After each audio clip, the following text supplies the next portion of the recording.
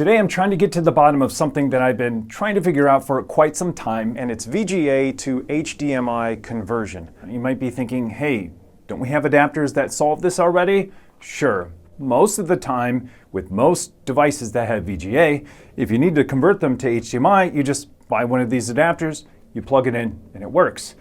That's most machines. If you have some enterprise servers in your home lab, you might be running into the same problem I am, is that when you convert it to HDMI, it works after the machine boots, but it doesn't work in BIOS. So I found that that happens quite a bit. It actually happens a lot to super micro servers. And I think I've nailed it down to an odd resolution as well as an odd refresh rate. So I bought 8 or 9 of these adapters to try to figure it out. Now, you might be wondering, well, why even do this? Why not use IPMI? And that's a good question. For me, personally, I kind of want to use one interface to get into all of my machines, so a single pane of glass. And with a couple of IPKVMs here, I've already proven that I can do it.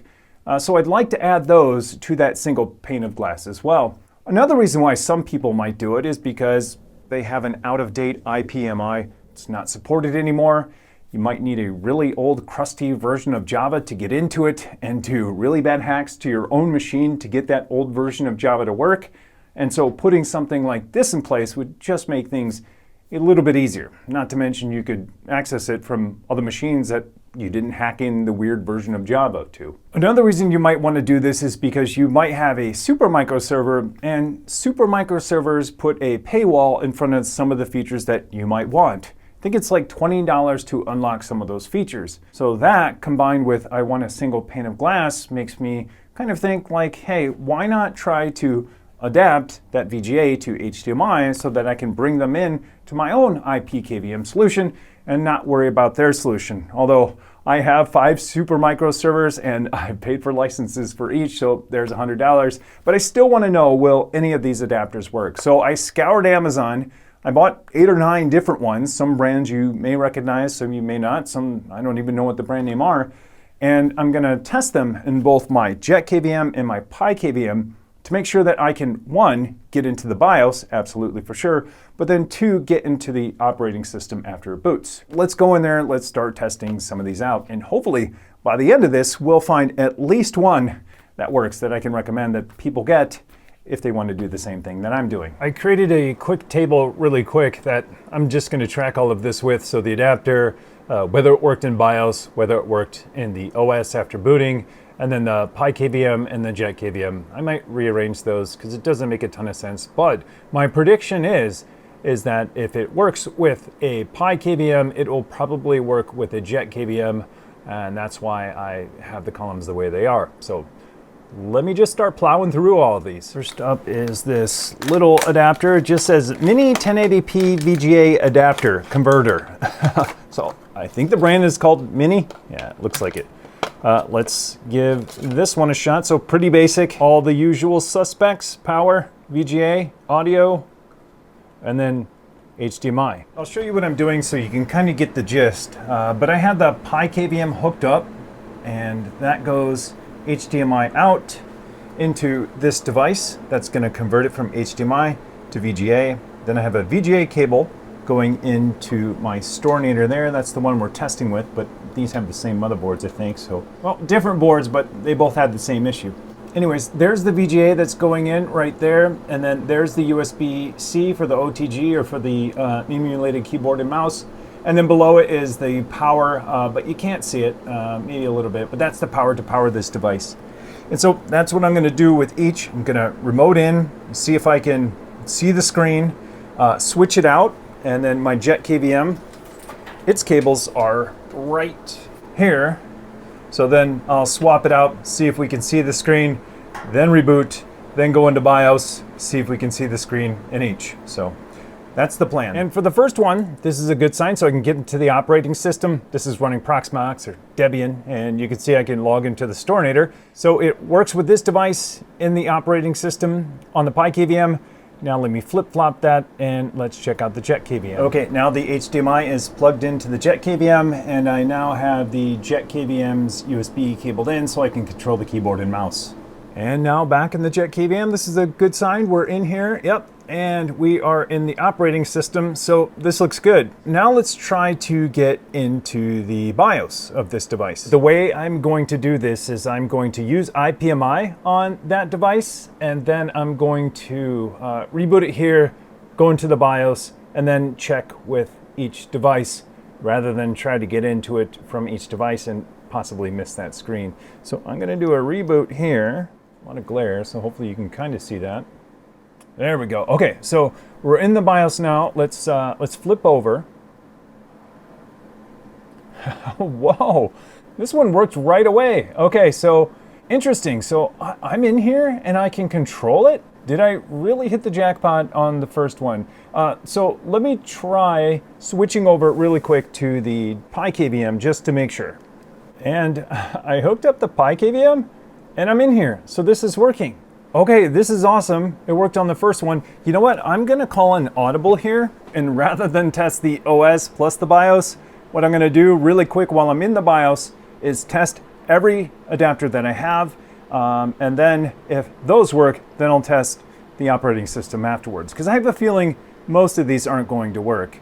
And then what I also want to try, once I do verify that it does work in the operating system as well, is rebooting this while it's plugged in, because I don't know, maybe there's something odd right now that triggered some refresh rate to where these are working, but I will thoroughly test that too. So next up is this Ugreen adapter. I'm going to test to make sure it can work in the BIOS. So yeah, this one didn't work, and it's most likely because this is actually VGA out, so it's the opposite of what we need. So obviously that's not going to work. After testing all of those devices, let's talk about some things that went wrong, some things that went right, and where I may have gone wrong. First, let's talk about what went wrong. Well, I bought the wrong adapter for some of these, and they're not going to work. So those were HDMI into VGA out, and we need the opposite. Another place that I went wrong is that most of these just worked.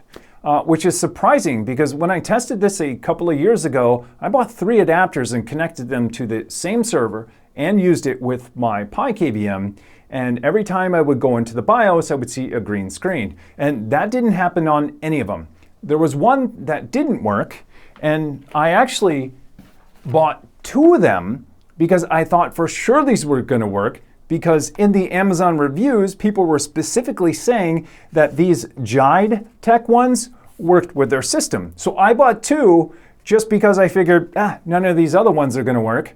And it turns out these are the ones that didn't work with my system, which is kind of a good lesson, and maybe a takeaway for you is just because a lot of these worked for my system doesn't mean it's going to work with yours. If you start with some of the ones that work for me, I think that's a really good starting point. So which one will I choose? Well, in the beginning of this, I thought that I didn't like the ones that had the integrated cable, right? The ones that had the cables built in.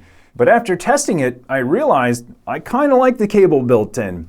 You know, it's less to manage, it's less to plug in, it's less that can get loose, and it's less parts to buy. So if you get one of the ones that, you screw in all of the additional cables, you got to buy those cables. Now, some of them come with the cables, but none of them came with a VGA cable. And so I had a 6-foot VGA cable plugged into some of those in the back of my server to plug in. And I don't want a 6-foot VGA cable just hanging out back there. So after I used this for a little bit, I ended up really liking the ones that had the cables built in. So out of the ones that had the cables built in, which one am I going to choose? Well, there were 3 that I really liked. Actually, these are the 3 that have the cables built in. First, I'll talk about the best one of the bunch, and I think that is the Cable Matters. It's one of the few brands I actually recognized, outside of Ugreen, of course.